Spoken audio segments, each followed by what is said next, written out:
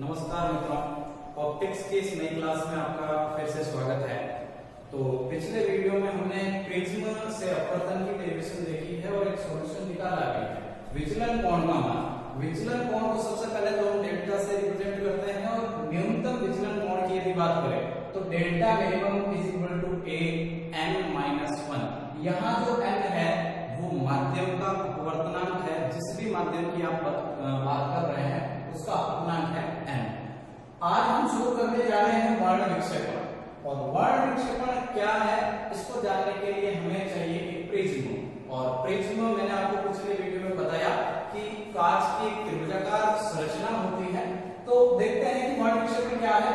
जब कोई श्वेत प्रकाश की किरण, जब भी प्रकाश की किरण सूर्य से आती है तो श्वेत ही होती है। तो कोई श्वेत प्रकाश की किरण किसी प्रिज्म पर यदि आपतित हो तो वो 7 रंगों में विभक्त हो जाती है। और इस घटना को ही हम प्रकाश का वर्ण विक्षेपण कहते हैं। वर्ण का मतलब हमेशा ही कलर से है, रंगों से है। तो वर्ण विक्षेपण नाम आते ही आप समझ जाओगे कि यदि कोई श्वेत प्रकाश की किरण किसी प्रिज्म पर आपतित हो रही है तो वो 7 रंगों में बट जाती है। प्रकाश की इसी घटना को हम वर्ण विक्षेपण कहते हैं। तो देखिए यहाँ ये जो प्रिज्म आप लोग यहाँ पे देख रहे हैं, इस प्रिज्म पर प्रकाश की किरण आपतित हो रही है और ये प्रकाश की किरण जब भी प्रिज्म में से गुजरेगी तो इन 7 रंगों में बट जाएगी। और उन 7 रंगों के बारे में भी हम पढ़ चुके हैं कि वो 7 रंग होंगे विबग्योर। वी यानी कि यहाँ पे वॉयलेट है और सबसे ऊपर की तरफ रेड वाला कलर रहेगा। जो प्रिज्म में से किरण निकल रही है तो सबसे पहले ऊपर की बात करें तो होगा रेड और सबसे नीचे होगा वॉयलेट यानी कि बैंगनी। अब मैं इस प्रिज्म में जो किरण गुजर रही है उसके लिए विचलन कोण की बात करता हूं। तो आप समझिएगा कि सबसे ऊपर जो किरण है वो लाल कलर वाले किरण है। और यदि ये किरण अपवर्तित नहीं होती कांच के माध्यम से, प्रिज्म के माध्यम से, तो इस किरण को सीधा जाना पड़ता, ये इसका पथ होता। लेकिन हुआ क्या कि ये अपवर्तित हो गई और ये झुक गई। तो अब लाल वाली जो किरण आप देख रहे हैं, जो लाल वाला कलर देख रहे हैं, वो वास्तविक स्थिति से कितना झुका है उसे हम कहेंगे विचलन कोण। किसका? लाल वाले का विचलन कोण। और दूसरा, लाल के बाद सबसे लास्ट की हम बात करते हैं वो है आपका बैंगनी। और अब ये भी देखना है कि ये जो वास्तविक स्थिति है किरण की, इस वास्तविक स्थिति से बैंगनी वाला कलर कितना विचलन लेता है, कितना अपने रास्ते से विचलित होता है। तो यहाँ बात बिल्कुल स्पष्ट है, डायग्राम से हमें नजर आ भी रहा है कि ये जो रेड कलर है सबसे ऊपर है, यानी इसका जो विचलन है वो सबसे कम रहेगा। लाल कलर वाले का विचलन सबसे कम रहेगा और बैंगनी का विचलन सबसे ज्यादा रहेगा। ये बात यहाँ पे बिल्कुल स्पष्ट है। आगे बढ़े और एक राशि हमें मिलती है जिसे हम कहते हैं कोणीय विक्षेपण। कोणीय विक्षेपण क्या है? लाल रंग के विचलन और बैंगनी रंग के विचलन के अंतर को। लाल कलर का जो विचलन आप यहाँ पे देख रहे हैं जो कि सबसे कम है, और बैंगनी रंग का विचलन आप देख रहे हैं जो कि यहाँ सबसे ज्यादा है। इन दोनों में जो अंतर है भाई ये कम है और ये ज्यादा है, इन दोनों के मध्य जो अंतर है उसे हम यहाँ पे कहेंगे कोणीय विक्षेपण। इन दोनों के कोणों में अंतर को हम कोणीय विक्षेपण कहेंगे और कोणीय विक्षेपण को हमेशा ही थीटा से दर्शाएंगे। तो यहाँ सुनिए कि थीटा जो है क्या रहेगा कि भाई लाल रंग का जो विचलन है और बैंगनी रंग का विचलन है, इन दोनों का अंतर। और यहाँ अगर आप ध्यान से देखो तो बैंगनी रंग का विचलन ज्यादा है, यानी विचलन को तो रिप्रेजेंट हम करते हैं डेल्टा से, बैंगनी का विचलन यानी कि ये वॉयलेट। और दूसरा आप देख रहे हैं कि लाल का विचलन मैं रिप्रेजेंट करूंगा इस तरीके से। दोनों के अंतर को कोणीय विक्षेपण कहेंगे। दोनों का अंतर यानी बड़े में से छोटे को घटाना है। तो ये चूंकि कम है और ये बैंगनी का विचलन ज्यादा है तो बैंगनी में से लाल को घटाना, और बस यही होगा आपका कोणीय विक्षेपण जिसे हम कहेंगे थीटा। तो अब आप समझ चुके हैं कि लाल रंग का विचलन अगर मैं ज्ञात करना चाहूं तो डेल्टा आर बराबर, फॉर्मूला हमने कल व्युत्पन्न किया है, तो डेल्टा आर बराबर ए एन आर। अच्छा n-1, n या माध्यम का अपवर्तनांक है, मैं लाल कलर की बात कर रहा हूं, एन आर लिखूंगा -1। अच्छा बैंगनी के लिए अगर आप देखो तो ए एन वी हो जाएगा, जो बैंगनी रंग है उसका अपवर्तनांक। अब यदि मैं डेल्टा भी माइनस डेल्टा आर करता हूं, भाई थीटा यानी कोणीय विक्षेपण बराबर दोनों का अंतर। तो डेल्टा जो भी हमारे पास मिल रहा है वो हमें पता है कि a n b माइनस 1 है, ये मैंने यहाँ पे ऐड कर दिया। अच्छा, डेल्टा आर का मान भी मैं यहाँ पे कर रहा हूँ, दोनों के अंतर के बराबर से करना है, तो a को मैंने बाहर निकाल दिया है। और उसके बाद n b माइनस 1 सेम का सेम है, n r को मैंने सीधा लिया क्योंकि a बार हो गया और माइनस माइनस दोनों मिला के कुल मिला के प्लस हो गए। और अब माइनस 1 और प्लस 1 तो आपस में कट ही जाना है, तो बचेगा क्या, nb माइनस nr। तो फाइनली थीटा बराबर a आपका इस पढ़ाई है और nb माइनस nr ये कोणीय विक्षेपण का फॉर्मूला रहेगा। थीटा बराबर ये कोणीय विक्षेपण का फॉर्मूला रहेगा और इसके आधार पर हम कुछ एक प्रश्नों को सॉल्व करेंगे। अब बात करते हैं विक्षेपण समता। कोणीय विक्षेपण तो आप जान चुके हैं थीटा के बारे में, और विक्षेपण समता क्या है, कोणीय विक्षेपण और मध्यमान रंग के विचलन के अनुपात को। एक तो कोणीय विस्थापन थीटा है और दूसरा मध्यमान रंग के विचलन को। मध्यमान रंग का मतलब क्या हुआ कि आप लोग देखते हो कि 7 कलर है, 3 इधर से छोड़ दो 3 इधर से छोड़ दो तो मध्यमान कलर हो जाएगा ग्रीन। तो कोणीय विक्षेपण और मध्यमान रंग के विचलन के अनुपात को मैं यहाँ पे एक बार लिख रहा हूँ कि ये आपका कोणीय विस्थापन और मध्यमान रंग का विचलन, विचलन यानी डेल्टा, और मध्यमान रंग कौन सा है, ग्रीन। तो कुल मिला के इसे हम कहेंगे विक्षेपण समता और इसे रिप्रेजेंट करेंगे हम W के द्वारा। और अगर आप देखो तो यहाँ कोणीय विस्थापन थीटा का फॉर्मूला हमें क्या मिला है कि A अपवर्तनांक है बैंगनी रंग का माइनस अपवर्तनांक है रेड कलर का, और बटे यहाँ मैं क्या कर रहा हूँ, ये जो आप देख रहे हो विचलन ग्रीन कलर का, हरे रंग का जो विचलन है इसका फॉर्मूला क्या होगा, तो हरे रंग का विचलन is equal to a ng minus 1, तो वो मैं इसके बट्टे में डाल रहा हूँ। तो कुल मिलाकर के फॉर्मूला क्या बन रहा है, अच्छा a से a तो कैंसिल हो जाना यहाँ भी, और बचेगा क्या कि nb माइनस nr और ng माइनस 1। यहाँ आप अलग अलग लिख भी सकते हैं कि nb जो होगा बैंगनी रंग का अपवर्तनांक है लाल रंग का, और ng यानी हरे रंग का। अब कई बार ये भी कंफ्यूज होता है कि मध्यमान जो कलर है वो पीला है, लेकिन हम यहाँ पे ऐसा बिल्कुल भी नहीं करेंगे क्योंकि कलरों की संख्या अगर यहाँ पे देखें तो 7 है, और 7 को 3 इधर से छोड़ो 3 इधर से छोड़ो, तो बीच का ही हमें लेना है, पीला लेके हमें नहीं चलना, इस बात का ध्यान रहे। अब हम लौट के आते हैं एक बार इंद्रधनुष की तरफ। इंद्रधनुष क्या है, हालांकि हम बात कर चुके हैं कि जब भी कोई प्रकाश की किरण प्रिज्म से गुजरती है तो वो 7 रंगों में बढ़ती है।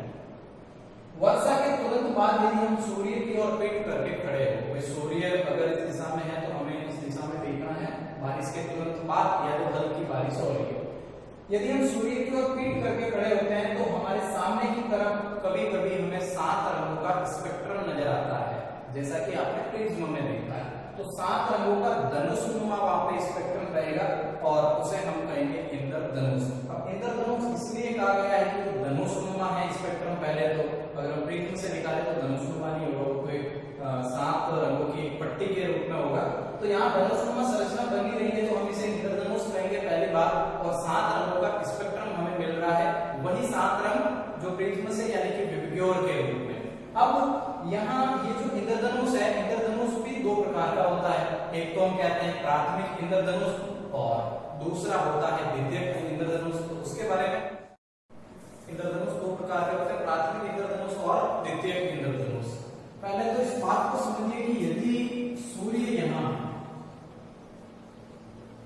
अगर सूर्य यहाँ है और यहाँ कोई प्रेषक खड़ा है और वो सूर्य की तरफ पीठ करके खड़ा है, तो जब भी सूर्य की किरणें बारिश के बाद निकलती हैं तो वो कुछ बूंदे बारिश की जम जाती है वातावरण में ऊपर आकाश में, और उनसे होकर प्रकाश की, श्वेत प्रकाश की किरणें जब गुजरती है तो ये उसको 7 रंगों में विभाजित करती है। तो यदि ये प्रेषक सूर्य की तरफ पीठ करके खड़ा है तो इसके सामने की तरफ यहाँ इसको इंद्रधनुष की स्थिति नजर आएगी, यानी कि 7 कलर नजर आएंगे। और कारण क्या रहा है कि पानी की जो बूंद जो आकाश में है उसमें से होकर जब श्वेत प्रकाश की किरण निकली तो वो 7 रंगों में विभक्त हो गई। अब प्राथमिक इंद्रधनुष और द्वितीयक इंद्रधनुष क्या है ये भी जानिए।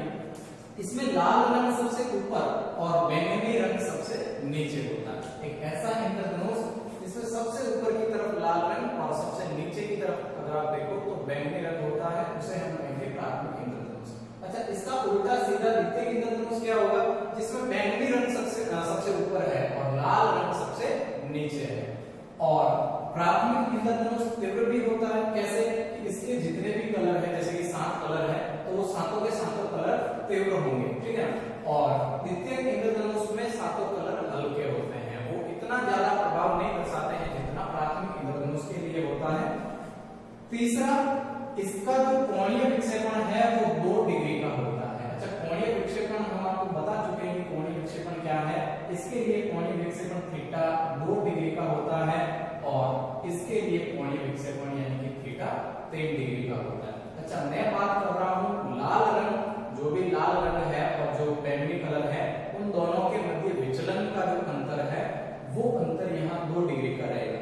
लाल की जो किरण जा रही है ऊपर की तरफ और जो बैंगनी रंग आ रहा है, इन दोनों के मध्य जो अंतर रहेगा वो 2 डिग्री होगा। किसके लिए? प्राथमिक इंद्रधनुष के लिए। और द्वितीयक इंद्रधनुष के लिए यही स्थिति 3 डिग्री की होगी। ये 2 अपवर्तन और 1 पूर्णांतरिक परावर्तन से बनता है। अच्छा, ये स्थिति क्या है? यहाँ पे 2 बार अपवर्तन और 1 बार पूर्ण आंतरिक परावर्तन की स्थिति होती है, तब जाकर प्राथमिक इंद्रधनुष बनता है। कैसे? मान लीजिए कि ये कोई पानी की बूंद है जो आकाश में जमा है और यदि कोई प्रकाश की किरण इस बूंद पे इस तरीके से आपतित हो रही है, तो बात तय है कि इसको यहाँ से माध्यम चेंज हो रहा है, ये विरल से सघन में जा रही है, इसको विरल की तरफ झुकना पड़ेगा और ये प्रकाशीकरण किरण मान लीजिए यहाँ चली जाती है, तो यहाँ जाने के तुरंत बाद यहाँ वापस से टकराएगी, ठीक है ना, सतह के कुछ विशेष होने के कारण, और उसके बाद ये प्रकाशीय किरण पुनः यहाँ आपतित होगी, क्योंकि टकराने के बाद तो इसकी दिशा ये हो जाएगी और उसके बाद वापस यहाँ से इसका अपवर्तन होगा, क्योंकि वापस माध्यम चेंज हो रहा है, कि बाद सघन से वापस विरल में आ रही है, तो ये झुक करके जो भी पृथ्वी पे खड़ा है कोई आदमी या प्रेक्षक, उस तक ये पहुंच चुकी होगी। तो यहाँ अगर आप ध्यान से देखो तो एक बार यहाँ अपवर्तन हुआ, दूसरी बार यहाँ अपवर्तन हुआ, यानी अपवर्तन की स्थितियां कितनी हुई? 2, और एक बार पूर्ण आंतरिक परावर्तन हुआ। जानेंगे हम कि पूर्ण आंतरिक परावर्तन क्या है, लेकिन फिलहाल के लिए इस बात को आप इस रूप में लीजिए कि ये किरण टकरा के पुनः लौट गई, तो अपवर्तन ना होकर के इसका परावर्तन हुआ। कारण बताएंगे आपको आगे, लेकिन फिलहाल 2 बार अपवर्तन हुआ और 1 बार इस किरण का क्या हुआ? पूर्ण आंतरिक परावर्तन। तो प्राथमिक इंद्रधनुष के लिए 2 बार अपवर्तन और 1 बार पूर्ण आंतरिक परावर्तन हुआ, बात स्पष्ट है। और अब लाल रंग के लिए जो अपवर्तन कोण है वो 40 डिग्री रहेगा और बैंगनी रंग के लिए जो कोण है वो 42 डिग्री रहेगा। कैसे?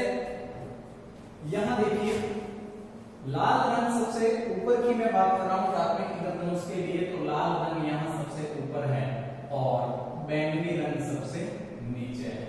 तो अगर अपवर्तन कोण की हम बात करें तो ये किरण यहां से आ रही थी, इसको जाना था सीधा, लेकिन ये झुक गई। अच्छा, सीधे जाने की दिशा से जो ये कोण यहाँ पे बन रहा है लाल कलर के लिए, ये बनता है यहाँ पे 40 डिग्री। अपवर्तन कोण जिसे हम कहेंगे लाल रंग के लिए, और बैंगनी रंग का जो विचलन है वो होता है 42 डिग्री। यानी अगर देखा जाए तो इन दोनों के मध्य अंतर 42 - 40 यानी 2 डिग्री का रहेगा, और इसके अंतर को हम क्या कहते हैं? कोणीय विक्षेपण। तो मैं बात कर रहा हूँ 2 डिग्री की। ये जो स्थिति है द्वितीयक इंद्रधनुष की, इसमें 2 बार तो होता है किरण का अपवर्तन और 2 बार ही पूर्ण आंतरिक परावर्तन होता है। कैसे? समझिए इसको भी, कि यदि कोई प्रकाश की किरण यहाँ आपतित हो रही है इस पानी की बूंद पर, तो एक बार तो यहाँ अपवर्तन हो ही रहा है और किरण को जाना पड़ रहा है ये से, और उसके बाद ये किरण यहाँ टकरा के क्या करेगी? पुनः यहाँ पे टकराएगी, ठीक है। और यहाँ आप देख चुके हैं कि पूर्ण आंतरिक परावर्तन हो गया है, यहाँ किरण का अपवर्तन हो गया है, यहाँ जब किरण टकराएगी वापस से, तो यहाँ पुनः इस किरण की दिशा ये होगी और ये टकराकर यहाँ आएगी, और ये हो पाता है केवल और केवल पूर्ण आंतरिक परावर्तन की वजह से। और अब ये किरण जब यहाँ है तो वापस सघन से विरल माध्यम में प्रवेश कर रही है, और इस स्थिति में ये क्या करेगी? झुक करके पृथ्वी तक चली जाएगी, और यहाँ खड़ा जो प्रेक्षक है उसको द्वितीयक इंद्रधनुष नजर आएगा। और चूंकि यहाँ पे देख चुके हैं आपकी एक बार पूर्णांतरिक परावर्तन यहाँ हुआ और दूसरी बार पूर्णांतरिक परावर्तन यहाँ होगा, यानी कि 2 बार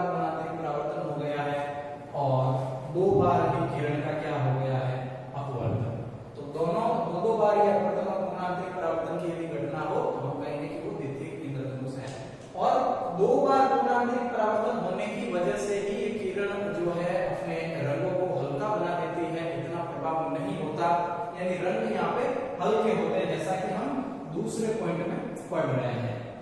अब आगे की बात कि बैंगनी रंग अपवर्तन कोण 51 डिग्री का होगा और लाल रंग के लिए 54 डिग्री का होगा, क्योंकि हम यहाँ पे पहले भी बात कर चुके हैं कि इसमें बैंगनी रंग सबसे ऊपर रहेगा। बैंगनी रंग ऊपर मतलब क्या हुआ, मैं स्थिति को चेंज कर रहा हूँ, बैंगनी रंग ऊपर और लाल रंग नीचे, ये स्थिति होगी द्वितीय इंद्रधनुष के लिए। तो बात तय है कि बैंगनी रंग का विचलन ऊपर है, मतलब विचलन कम होगा यानी 51 डिग्री, और लाल रंग का विचलन अधिक होगा यानी 54 डिग्री। और दोनों में यदि अंतर को देखो तो वो 3 डिग्री का होता है, दोनों में अंतर को हम कोणीय विक्षेपण कहते हैं, और वो 3 डिग्री का आप देख ही पा रहे होंगे। और ये लाल रंग के लिए 54 डिग्री और इसके लिए ये 51 डिग्री का होगा। तो यहाँ ये स्थिति बनती है प्राथमिक और द्वितीय इंद्रधनुष को लेकर। आगे हम बात करना चाह रहे हैं पूर्ण आंतरिक परावर्तन के बारे में। अब हम बात कर रहे हैं पूर्ण आंतरिक परावर्तन को लेकर। और पूर्ण आंतरिक परावर्तन क्या है, इस बात के लिए पहले तो ये जरूरी है कि प्रकाश की किरण सघन माध्यम से विरल माध्यम में जाए, ये बात जरूरी है। तो जब प्रकाश की किरण सघन माध्यम से विरल माध्यम में प्रवेश करती है, अभिलंब से दूर हटती है, ये बात तय है।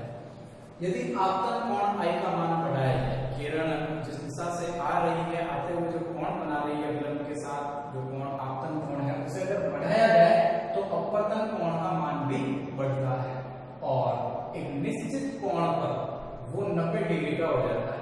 और जब वो 90 डिग्री का हो जाता है अपवर्तन कोण, तो उस कोण को हम कहते हैं क्रांतिक कोण, जिसे हम करते हैं रिप्रेजेंट IC से।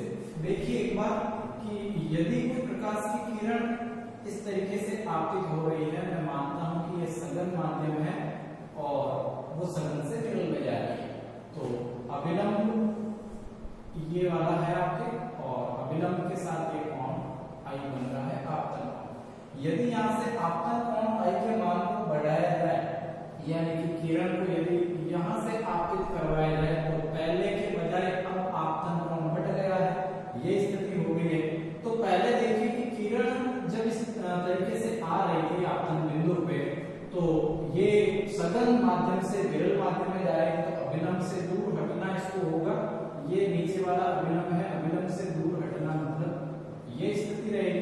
अब सेकंड स्थिति देखिए, यदि किरण आ रही है और आपतन कोण मैंने यहाँ पे बढ़ा दिया, I का मान यदि ज्यादा कर दिया, तो अब ये होगा कि जो आपतन कोण R पहले था उससे ज्यादा हो जाएगा आपतन कोण, सॉरी अपवर्तन कोण R भी, क्योंकि यदि मैं कोण I का मान पहले इतना था तो R का मान भी ये था, लेकिन अगर मैं I का मान बढ़ा रहा हूँ यानी किरण को और झुका रहा हूँ, तो ये बात तय है कि किरण अगले माध्यम में और ऊपर अभिलंब से उठेगी, और जब और ऊपर उठ जाएगी तो अपवर्तन कोण R का मान भी बढ़ जाएगा। तो ये बात होता है कि यदि मैं कोण I का मान बढ़ाता हूँ तो R का मान भी बढ़ता है, और यदि बढ़ाता जाऊं I के मान को बढ़ाता जाऊं तो एक स्थिति वो आएगी कि R का मान कितना हो जाए 90 डिग्री, और जब R का मान 90 डिग्री हो जाएगा तो हम इस कोण को कहेंगे क्रांतिक कोण। तो पूर्ण आंतरिक परावर्तन से पहले आपको क्रांतिक कोण समझना जरूरी होता है, जो कि आप यहाँ पे अच्छे से देख ही चुके हैं। अब हम पूर्ण आंतरिक परावर्तन पे आते हैं। जब प्रकाश की किरण सघन से विरल माध्यम में जाती है, परिभाषा आपको इस रूप में देनी है कि जब प्रकाश की किरण सघन माध्यम से विरल माध्यम में प्रवेश करती है, तो यदि आपतन कोण I का मान बढ़ाया जाए तो क्रांतिक कोण, मैं इसकी बात कर रहा हूँ, क्रांतिक कोण भी बढ़ता है, और एक निश्चित कोण पर यदि बढ़ाते जाए, आपतन कोण को बढ़ाते जाए, तो एक निश्चित कोण पर किरण का क्या हो जाता है, अपवर्तन के बजाय परावर्तन हो जाता है। फिर से देखिए एक बार इसी स्थिति को, यदि मैं यहाँ पे आपतन कोण I के मान को और बढ़ा, ये लिए और बढ़ा दूं, यानी ये लिए इतना ज्यादा मैंने बढ़ा दिया, लास्ट वाली किरण आप देख रहे हो चौथे नंबर, तो अगर इस किरण का मान ये कोण का मान इतना ज्यादा बढ़ा दिया गया है, तो अब ये भी बढ़ेगा, R भी बढ़ेगा, और R बढ़ते बढ़ते क्या हो जाएगा, यहाँ चला जाएगा, किरण यहाँ चली जाएगी। तो अब आप देख रहे हैं कि सघन माध्यम से किरण आई थी और सघन में ही चली गई, और ऐसी घटना को तो हम अपवर्तन नहीं बल्कि क्या कहते हैं, परावर्तन। तो पहले किरण यहाँ आ रही थी, दूसरे माध्यम में जा रही थी, अपवर्तन हो रहा था, अपवर्तन हो रहा था, लेकिन अपवर्तन होते होते कोण का मान जब बढ़ाया गया तो किरण का अपवर्तन के बजाय क्या हो गया, परावर्तन। और इसी परावर्तन को हम कहेंगे पूर्ण आंतरिक परावर्तन, अंदर से जो परावर्तन होता है। स्थिति यहाँ इसमें समझिए, ये चूंकि माध्यम यहाँ पे तो सघन और विरल हालांकि मान रहे हैं, लेकिन यहाँ तो आप देखिए इस पात्र के अंदर पानी है और बाहर हवा है, यानी अंदर माध्यम कौन सा है, सघन, और बाहर माध्यम है विरल। यदि मैं यहाँ आपतन बिंदु फिक्स करता हूँ और किसी किरण को मैं यहाँ से, किसी किरण को यहाँ सीधा इस बिंदु पे ला रहा, तो अब क्या होगा कि ये माध्यम है आपके पास सघन और बाहर हवा, यानी माध्यम कौन सा है, विरल। तो ये प्रकाश की किरण यहाँ इस दिशा में चली गई। अभिलंब के साथ जो कोण बन रहा है आने वाली किरण का, उसे मैं कोण आई कहूंगा। यदि क्या करूंगा, कोण आई का मान बढ़ाऊंगा तो कोण आर का मान भी बढ़ जाएगा। जैसे कोण आई का मान बढ़ाना है, यानी ये हुआ जब किरण की दिशा ये होगी, तो अब आर का मान यहाँ बढ़ जाएगा, यानी आर किरण ये भी झुक चुकी होगी। यानी दूसरी स्थिति देखो क्या होगा कि यदि मैं आई का मान बढ़ाता हूं, ये लीजिए मैं इतना ज्यादा कर दिया, या थोड़ा और कर दूं तो ये लीजिए इतना ज्यादा मैंने आई का मान कर दिया, और अब क्या होगा कि किरण ये चली जाएगी, आर का मान भी क्या हुआ है, बढ़ गया। तीसरी स्थिति देखो क्या होगा कि बढ़ाते बढ़ाते चरम सीमा पे मैं आ गया, तो क्या होगा, अब किरण यहाँ चली जाएगी, आर का मान भी इतना ज्यादा बढ़ जाएगा, यानी किरण सघन माध्यम से गई थी और सघन में ही लौट गई। अगर पुनः उसी माध्यम में लौटे तो हम ऐसी घटना को कहेंगे परावर्तन, और क्योंकि अपवर्तन होते होते परावर्तन हुआ है तो हम बोल देंगे कि पूर्ण आंतरिक परावर्तन। तो फाइनली ये स्थिति होती है पूर्ण आंतरिक परावर्तन की। उदाहरण के तौर पर यदि देखा जाए तो जैसे कि आपने डायमंड यानी हीरे को देखा है, और हीरा एक पूर्ण आंतरिक परावर्तन का एक अच्छा खासा उदाहरण भी है। कैसे, हीरे की संरचना को यदि देखा जाए तो कुछ यूं होती है। वैसे तो ये हीरा अपने काट के आधार पर होता है, जिस रूप में इसे काटा जाता है, हालांकि काटना संभव नहीं है।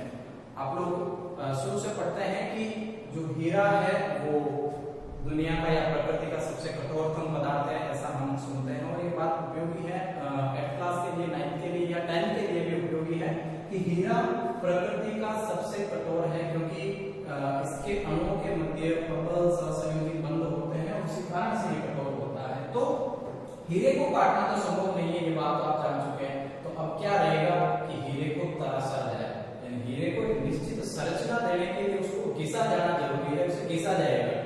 तो जब भी इसकी सतह को घिस करके इसे ऐसा रूप दिया जाएगा, तो घिसने के कारण सतह ऐसी हो जाएगी कि अब वो किरण का अपवर्तन नहीं कर सकती। हालांकि हीरा एक पारदर्शी माध्यम है, ये बात हमें पता है, लेकिन पारदर्शी होते हुए भी चूंकि ये तराशा गया है इसकी सतह को, तो अब ये अपवर्तन करने लायक नहीं है।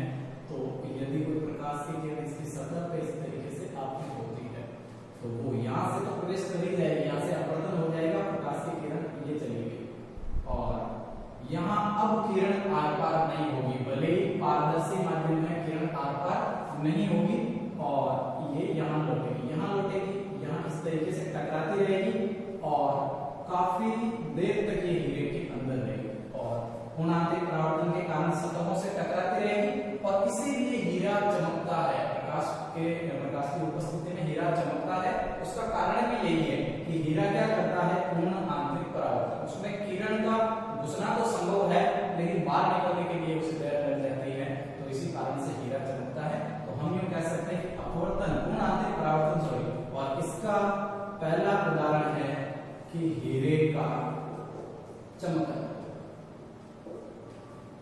ये इसका पहला उदाहरण है। दूसरा सुनिए, मैं यहाँ पे लिख रहा हूं मृगमरीचिका, नाम आपने सुना होगा, मृगमरीचिका का बनना। मरुस्थल में चूंकि पानी होता नहीं है, तो मृग का मतलब यहाँ पे हिरण है, हिरण को पानी का आभास होता है मरुस्थल में। और क्यों होता है, क्योंकि प्रकाश की, सूर्य से आने वाले प्रकाश की किरणें रेत से टकराती है, और वहां उनका पूर्ण आंतरिक परावर्तन होता है, और हिरण को ये लगता है, मृग को ये लगता है कि दूर कहीं पानी है, और वो उस पानी को पीने के लिए, चूंकि वो रेगिस्तान में है तो प्यासा है, तो उस पानी को पीने